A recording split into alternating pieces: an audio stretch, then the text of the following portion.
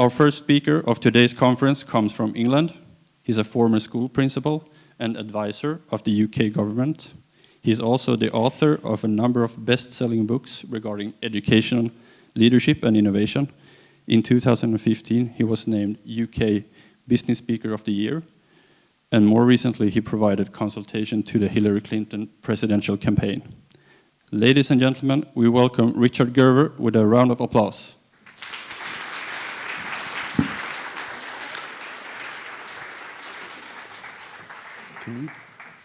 It's on here, isn't it? Hello everybody. It's good to be back. Thank you for having me back. Some of you are going to hear some of the things I talked about last time I was here again, so pretend you haven't heard them before. For those of you that weren't here last time, I hope you'll find some of what I'm about to say quite interesting, I hope.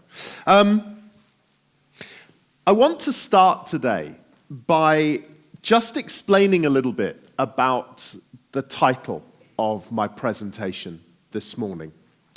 This is the title of my new book, by the way. You can buy it now, immediately, now. It came about because the more I saw of the world, not just education, but all the different worlds that I'm fortunate enough to spend time in, the more I've become convinced that as human beings dealing with issues and problems and challenges, we overcomplicate everything. And I think that's so true of our world in education. You know, there are so many complexities of the challenges that we're dealing with, whether it's government intervention, whether it's funding, whether it's the complexities of our students or their parents or our cultures. We seem to believe that the solutions to these challenges have to be complicated. And over the last 9 or 10 years, since I left my job as a school principal, and the more I've traveled and the more organizations I've been to in different settings, the more you realize that in an effort to find solutions, people actually just tie themselves in bigger and bigger knots by making everything more and more complicated. So when you think, for example, about education, and you think about the complexity of the last 20 years alone, you think about the scientific innovations that have been layered into education. You think about the technological innovations that have been layered into education. All of them in pursuit of finding the answer. I get very worried because it strikes me that the majority of teachers, people doing the job day in, day out, have more potential, more ability, more knowledge, and more understanding about their students than any of these experts. But the problem is that all of this expertise has been poured on top of everything we believe and has overcomplicated our lives. So that to an extent today, as a profession, teachers don't trust themselves anymore because they don't trust their instincts anymore. And although instinctively as teachers we think this is the best thing for our students, we almost don't believe ourselves anymore because we're waiting for somebody else to come along and give us the complexity. Because unless it's complex, it can't possibly be okay. And that takes us away from our children. It takes us away from our students. Because all of a sudden, our brain is filled not with the focus that it should be, which is purely on our children and their development, but on trying to juggle the complexity of all these other issues that we're dealing with too. And by the way, I think as a profession, we suffer, as a lot of traditional industries do, with a very traditional mentality. And often it comes from management of the system down. One of the things I've detected over the last 10 years, a great deal in failing organizations, is a very traditional orthodoxy, a very traditional way of working, and it's this. It's what I call the assumption of incompetence. In other words, most traditional organizations, most traditional management structures and hierarchies assume that their workforce is incompetent, that they're lazy, that they will only achieve their best if they are managed to achieve their best. It's where target setting culture comes from. The belief that an employee will not achieve their best if they're not set a target, if there isn't an incentive to move forwards. We assume that people would rather do nothing than do a great job unless they're managed to do it. Now, what's fascinating is the more time over the last 10 years I've spent in really successful and dynamic organizations, you realize they operate on a completely different mindset, a completely different paradigm. And that paradigm is what I call the assumption of excellence. Take Google, for example. Google do not appoint people to specific jobs. When Google have vacancies, they just go out into the world to find Google people. In other words, what they're looking for are aptitudes and behaviors and ways of seeing the world. They worry about training them to do a technical job later. But you see, the thing is, because they're Google, they get applications from the very best of the very best. And so the people they appoint through their process, they assume are outstanding. And when you work in a culture of assumed excellence, the job of management isn't to overcomplicate things with systems and structures and continuous stuff being poured down on top of you. It's to get out of the way and to create the conditions for people to achieve their potential. Can you see the difference? Now, of course, when you think about a school culture and education culture, we operate nearly all of the time under an assumption of incompetence. We assume that children and students are lazy and that they will not engage and work to their potential unless we manage them to do so. The truth is, of course, kids are phenomenal and they want to learn. There's not a human being alive who doesn't enjoy learning. It's part of what makes us human beings. We are exceptional. We are born exceptional. And what we have to do is be very cognizant that we have to devise a culture of excellence in our schools, where our job is to provide the conditions to allow children and trust our students to achieve that level of outstanding, rather than overmanage them. Think about our careers as teachers. Most of us have spent many years, not here, you're very fortunate here, but many years being overmanaged. The assumption being you have to be managed to be competent. And how does that make us feel as professionals? Makes us feel undervalued. It makes us feel angry, agitated, skeptical. None of those things are positive.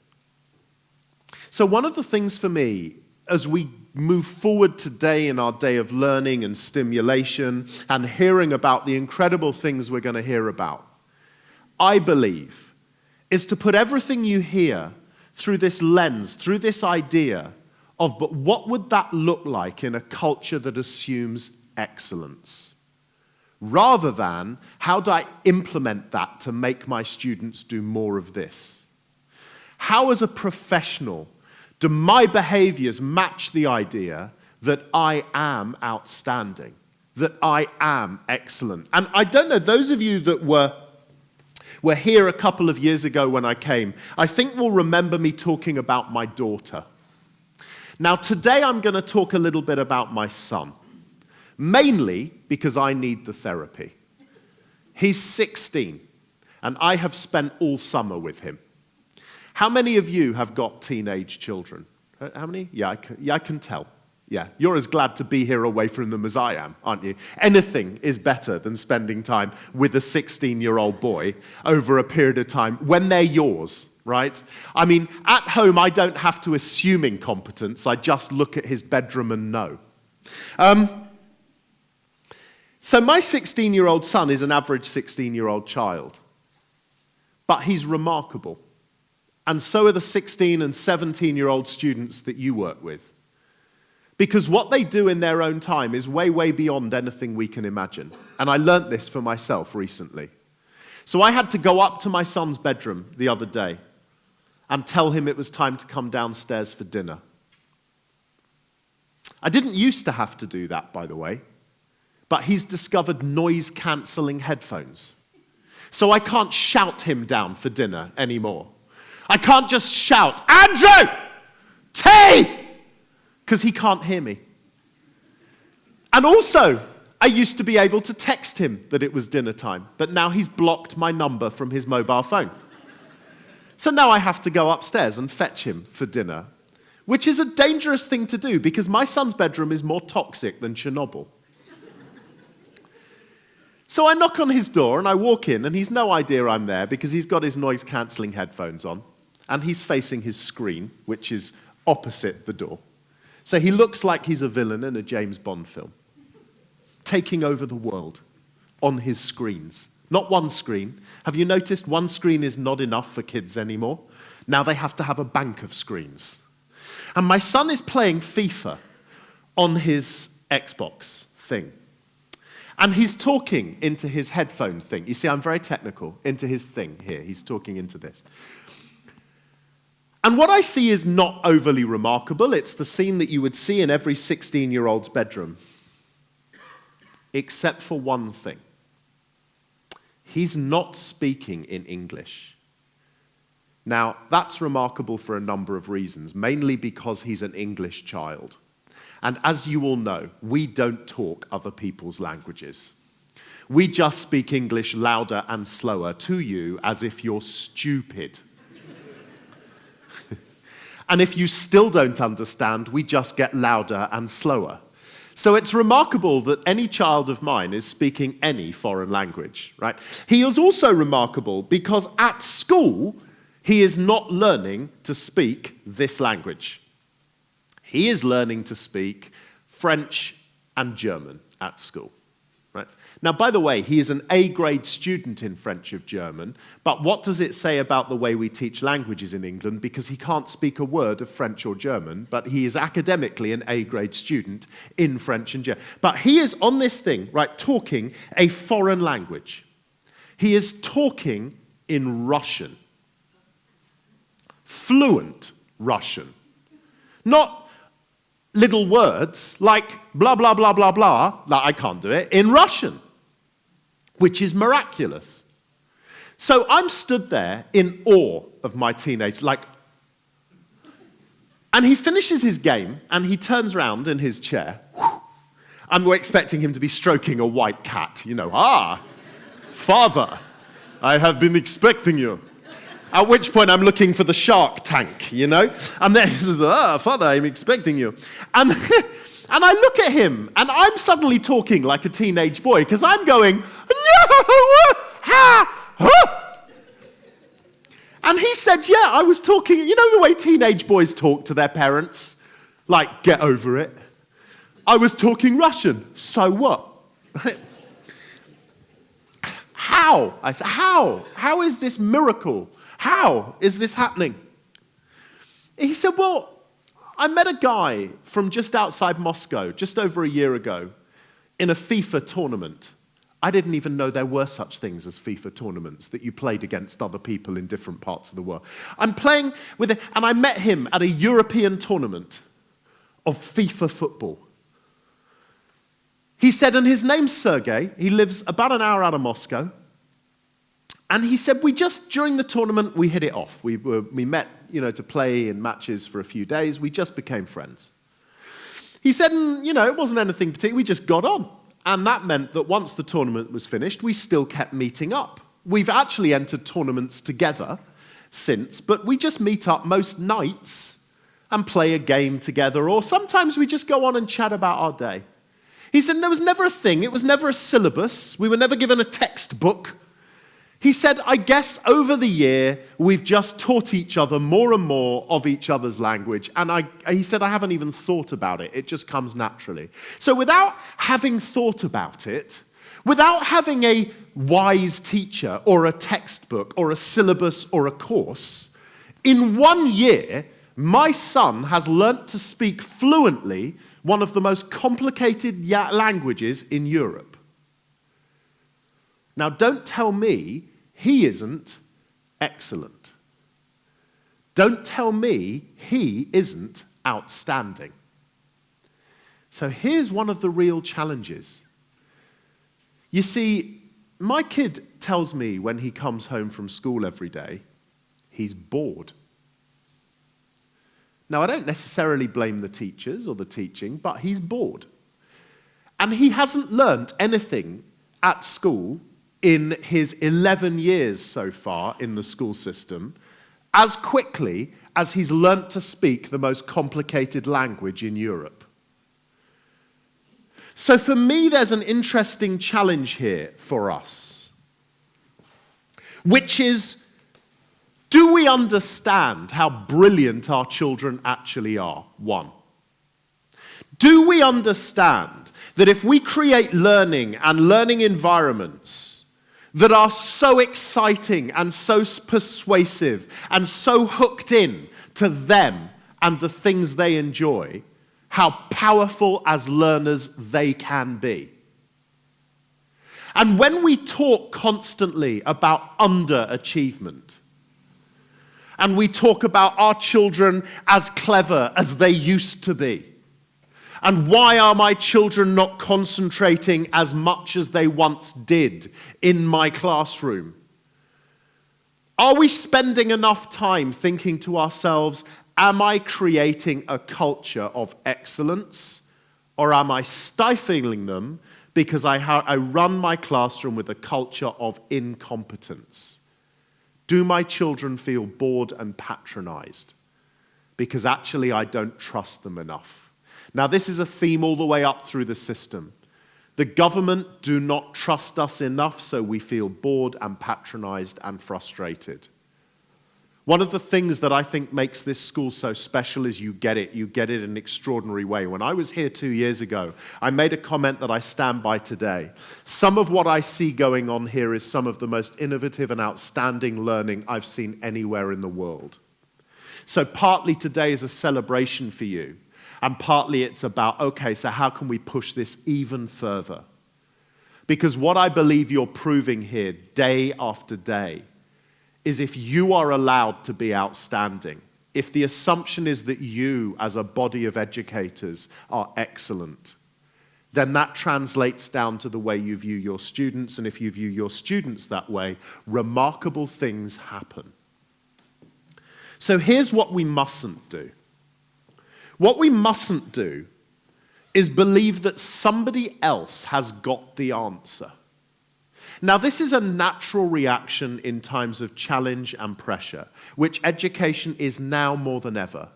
Politically, socially, in terms of the media, there has never been a greater focus globally on the education system. And the problem is when an organization feels under threat or challenge, they tend to start searching for silver bullets. This goes back to the idea that things can't be that simple, can they? They have to be more complicated. Somebody else must have the answer. Who has the answer? When they give us an answer that sounds persuasive, let's take that answer and do that. Now, education, again, is unbelievably guilty of this. You see, we hear about great things all the time, great moves in technology, great moves in brain science, great moves in the education arena, things that other people are doing that sound so sexy and wonderful. And the problem is, we jump on them all the time. Oh, that must be brilliant! We must do this now! Oh no, in Finland they do that. We must go back to Finland and do this now. What fascinates me about bloody Finland, of course, is it was the Swedish system 30 years ago. How on earth? What did you do to let this happen? Sweden, for some reason, went, oh, this isn't working. We need to move in a different direction. Finland went, no, we're going to be heroes of the global education system because we know what you were doing 30 years ago and talked yourselves out of is absolutely what young people need. So the interesting thing is we live in this culture of the silver bullet. Everybody expects that everyone else has the answer and the answer will be packaged and they'll come along and give it to us and we'll take on the new idea and deliver it. Now what that leads to as a profession is a number of things, most of all chaos. Because education transformation is never going to be packaged in a silver bullet. There is no one answer. Don't get me wrong. As you've already heard, I think the power of technology is extraordinary.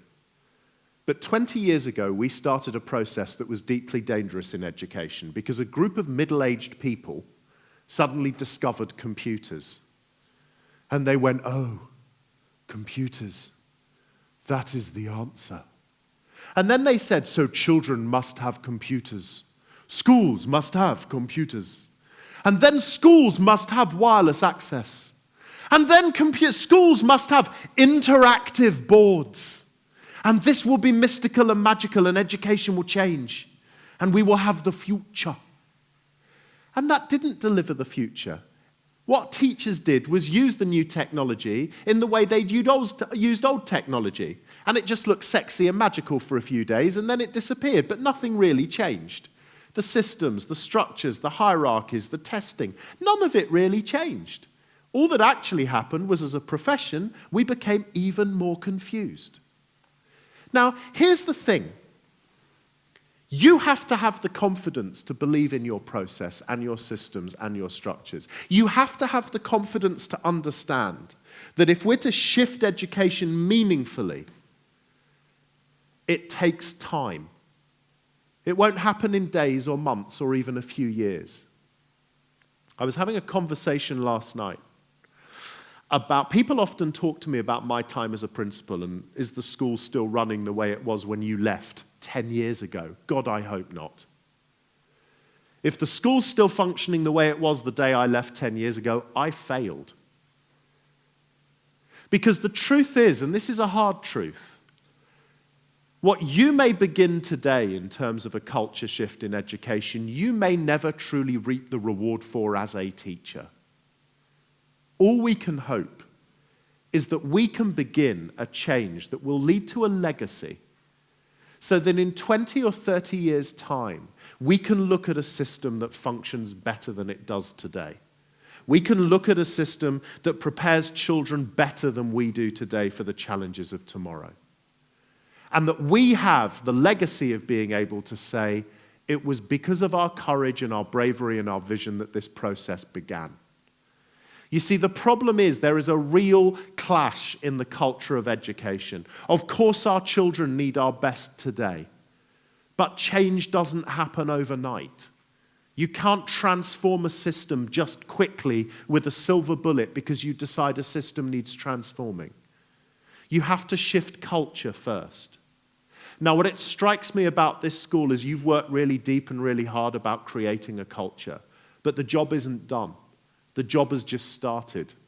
And it's now what you do with that shifting culture that is really going to make the difference. And be warned, do not look for silver bullets. Don't keep changing stuff because it seems sexy and cool and you just come up with an idea that sounds like this might be the new solution. Because what that leads to is this. And this is the largest killer in the developed world today. Bigger than any other disease. Stress-related mental illness is killing more people in the West today than anything else. And by the way, and here's the really scary statistic, amongst under 25s globally, this is the largest killer and growing. Attempted suicide and suicide amongst young people today is higher proportionally than ever in any period of human history. Why? Because we're living in a world where change feels like it's happening to us and that we don't feel in control of it. And that raises stress levels. You don't get stressed when you feel in control of stuff. Stress seeps in the less and less control you feel you have. And my guess is there'll be people in this room who are feeling those things, and certainly students who feel those things. So let me just show you something I want you to reflect on for a couple of minutes. Here are, and I'll read them to you, 5 of the early warning signs of work-related stress. Behaviors you see in people that are suffering from early stress-related illness. Anxiety and apprehension when something new is suggested. Do you know somebody like that? Attention and rigidity in a new situation, a situation that wasn't planned for. People get incredibly tense physically. You see the muscles tighten. A growing tendency to self-medicate with drugs and alcohol. Now, just so that you know, on a Friday night, that's fine. That's okay. Friday nights, it's okay. But by the way, joking apart, when we're talking about drugs, we're not talking about illegal drugs here. We're talking about medicines you can buy over the counter. A tendency to complain during new experiences and activities. Those people who I'm sure you will recognize that when they're asked to do something new, moan about it the whole time. And then finally, focusing on the negatives, not the positives. Not just of new experiences, by the way, but events in your lives. That inability to see the positive in anything that's happening to you. Now, as I read those things out to you, I want you to reflect on 3 things. 1, how many of you recognize those behaviors in yourself? 2, how many of you recognize those behaviors in your colleagues?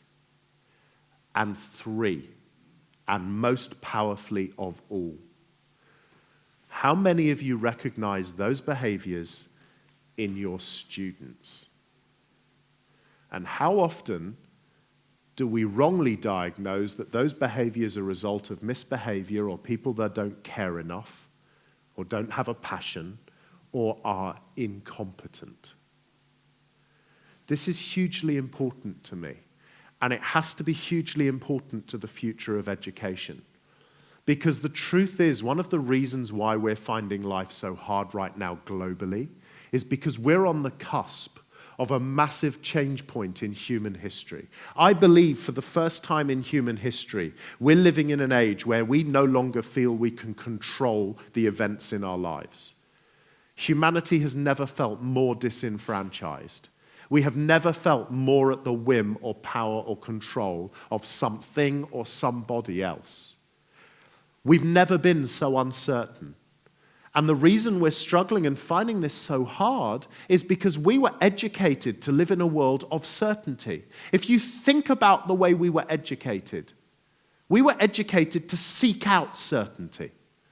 We were told from a very young age, if you listen to me and you learn what I tell you, and then you prove to me that you've learned what I tell you, you will be rewarded. And if you keep doing that over and over again as you climb through the education system and you go to university, and you do what I tell you, and then you demonstrate to me over and over and over again that you can remember what I told you, you will be rewarded. And then the companies in the world with the safest jobs will want to employ you, because you will be able to do the same thing for them day in, day out. You will be able to focus on being efficient. You will be able to do every single day without a mistake the job you're asked to do. And you will be rewarded. And your reward will be certainty, because you will have a job with a good salary. That salary will last for the rest of your life. That will mean you can afford to live in the home you want to live in, and go on the holidays you want to go on, and buy the car you want to buy, and have children if you choose to have children, and have dogs if you choose to have dogs. And then when you retire, you'll have enough money to live comfortably in old age. And these things will come to you if you become an expert in doing what you're told every single day. Now, whether we like it or not, that was the world that existed once, but it doesn't exist anymore. We were educated to seek out that world. But now we live in a world where by the minute the world is changing, the rules are changing, the jobs are changing. There is no such thing as we know as a job for life. We're living in a world today where a university degree is not worth what it was 5 years ago. When you have the world's biggest employers, PricewaterhouseCoopers, Ernst & Young, now turning around saying, actually, when we're employing people, we don't care if you've been to university anymore or not. That is a huge challenge. Particularly, by the way, when you live in a country where students are paying massively for those university courses. But the world isn't a certain place anymore. So the myth that we should still construct an education system which trains people to seek out that certainty is just going to increase this. So here's a question I want you to ask yourselves as you move through today and you continue the professional dialogue that hopefully will be stimulated from today. When we talk about the future of our education, when we talk about the education system that we are continuing to develop, are we talking about making our current system more efficient, or are we truly talking about change and transformation? You see, here's one of the other deep concerns I have about education over the last 20 or 30 years. And there has been hundreds, thousands of new ideas and new initiatives. But none of them are actually, when you think about it, about changing the system. They're about making the system more efficient. Because they always end the same way, which is, how do we improve our students' grades? Do this, do this. This will improve our students' grades. Do this. This will mean that we climb up the international league tables published by the OECD through PISA. That's not change. That's just a continual march through this mentality of efficiency. That is a traditional economic industrial model. And the truth is the system doesn't work because it's no longer fit for purpose. So making it more efficient is ridiculous. We have to transform the system to make sure that our children don't suffer the same fate we do with growing mental illness. You know, some of you may have seen this before. I think I showed this 2 years ago, but I hope you don't mind me telling the story again. So, this is a fishing village in Ireland. Now, as an Englishman, it gives me great joy to tell you that this ridiculousness occurred in Ireland. You will notice from this picture that there is a man here stood on his van, which is sinking. Now, I can't be sure, and I don't want to tell you this as a fact, but there is a bar, a pub, a place of alcoholic service, just out of the picture here. Now, I couldn't tell you whether these two things are related, but there you are. Okay, this is happening. Now, what's fascinating about this image, and not often thought about, is that yes, there is a gathering of people here who are going to help this man. And luckily for them, there's a crane. And the crane is usually there to lift the crates of fish out of the water, right? Now, what's fascinating about this group of people, and very rarely talked about, is all of these people are men. Now, this fascinates me because this says something about our society. Have you noticed, and I'm looking at the women in the audience, have you noticed that men are useless at most things? They are. The really important stuff in our lives, men, all they hear is blah, blah, blah. Have you noticed this? You know, when you come home and there are problems with the household budget or something, all men hear is blah, blah, blah, unless it's a physical problem. If it's a physical problem, something primal occurs in men. It's like Neolithic man reinvents itself. Right, blah, blah, blah, physical problem. Leave this to me. I am man. man was born to solve physical problem. So what's happened is, in this bar, there's a mixture of men and women, but the men have all come out to solve the problem. They have arrived on the side of the dock, and they have all assumed the global body language for man problem-solving position.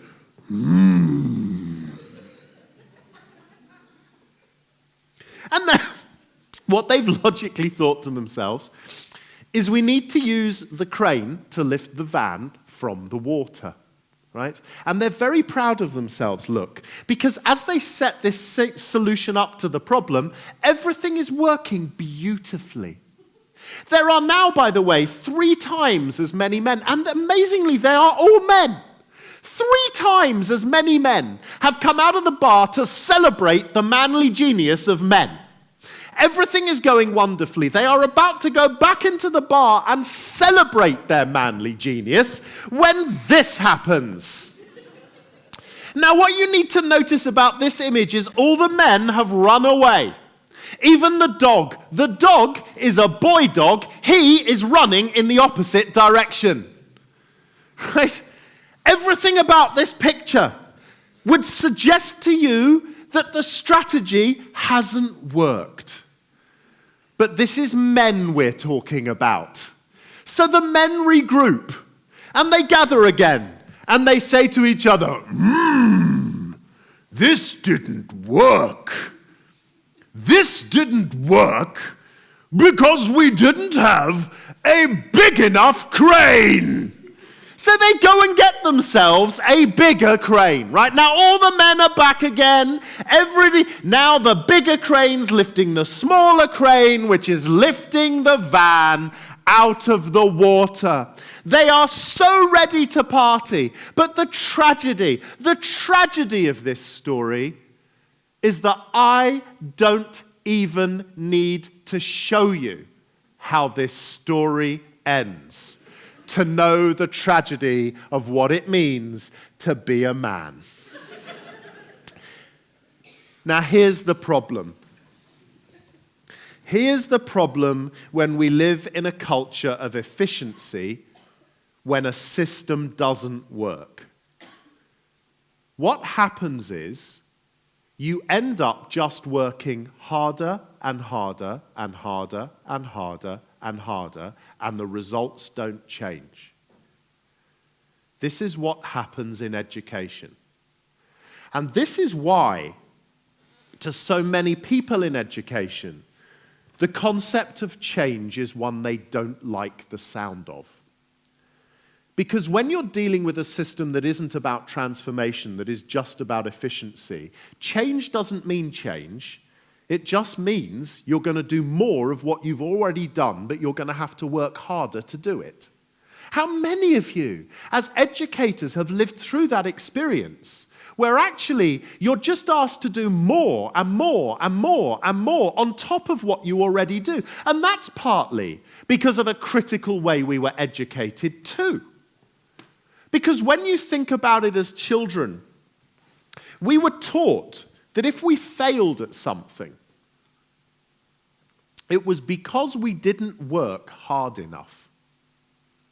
You know, when you were students at school and you didn't understand something in your math class, and you would raise your hand to the teacher and you would say, I don't understand. And the teacher's first reaction would be, well, you weren't listening hard enough. And if you don't do as well in a test as people expected you to do, the first thing they say is, you didn't revise hard enough. You didn't study hard enough. You didn't do enough hours of that or hours of that. So we're brought up to believe that if something doesn't work, it's not because the work was wrong, it was because we didn't try hard enough. And to an extent, that's how we feel as teachers. Every time somebody talks about change or transformation, we've got to break that cycle. We have to move away from the belief that change in education is just about piling more and more and more and more things on top of what we already do. We have to realize that the system is fundamentally flawed, and our job is to shift culture, and culture shift takes time. So where do we begin? Well, we have to begin by shifting the way we think, and shifting the way our children think. This is a man who I'm very proud to call a friend, because he's famous.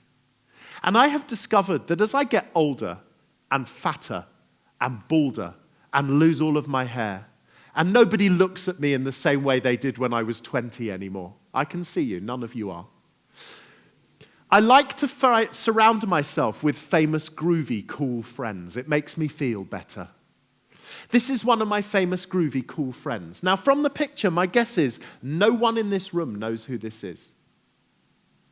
This is a man who, if I tell you his name, most of you won't recognize either. This is a man called Sébastien Foucault. Now, what makes Sébastien cool and groovy, apart from the fact that he's French, of course, is Sébastien is the founder of parkour, or free running. He discovered the art form. And by the way, we call it an art form very deliberately. People who don't understand parkour and free running think it's a sport. It isn't. If you told Seb that he'd created a sport, he'd hit you. Free running is an art form. It is a way of seeing the world. Now that sounds a bit whoo, until you talk to Seb and he explains to you the thinking behind parkour. So this is a very interesting, by the way, you may recognize him if you've ever seen the James Bond film Casino Royale with Daniel Craig. The opening sequence where Bond's chasing a bad guy over buildings and cranes, that's Sébastien. Okay? If you look at it on YouTube, it will blow your mind, particularly when I tell you that was done without any special effects. It took 2 weeks to plan, but they did it as live. No special effects, no safety ropes, no safety nets. But what will really blow your mind is to know that Sébastien is scared of heights. Whoa, seriously. Look up his show reel on YouTube. It will blow your mind. So, here's how Seb views the world. You see, Seb grew up in a tough urban community north of Paris. And as a child, he lived in a place, you know how when you're a child, everything feels and seems bigger? So Seb grew up in an area filled with tower blocks, council tower blocks, huge tenement buildings. And he said, you know, when I grew up, I felt like a prisoner because I never saw the sky. I just saw concrete.